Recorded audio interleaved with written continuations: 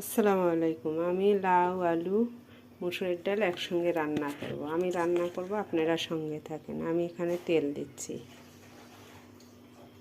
এখানে এখন পেঁয়াজ মরিচ রসুন দিলাম,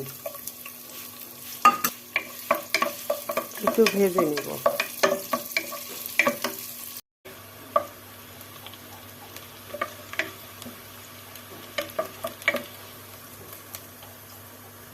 হালকাভাবে মরিচ পেঁয়াজ রসুন ভেজে নিলাম। এখানে আমি এখন লবণ দিব, লবণ, হলুদ,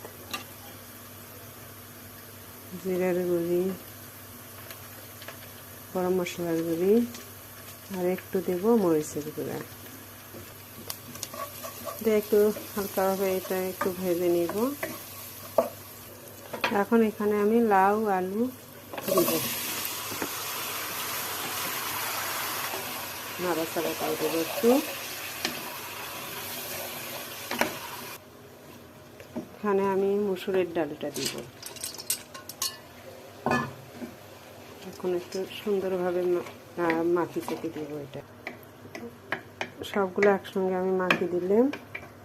মাখি দিয়ে এখানে পানি দিব হওয়ার জন্য, একটু বেশি করে পানি দিব। এই পানিতে আমার তরকারিটা হয়ে যাবে। আমি ঢেকে দেব হওয়ার জন্য। এই আমার তরকারিটা কেমন হয়েছে? হ্যাঁ, তরকারিটা আমার হয়ে গেছে।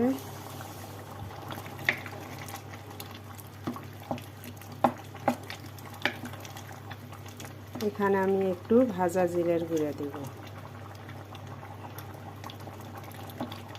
আমার রান্নাটা যদি ভালো লেগে থাকে তাহলে আমার পাশে থাকবেন।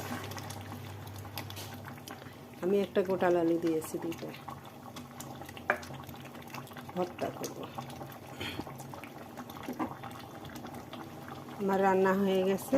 আল্লাহ হাফেজ।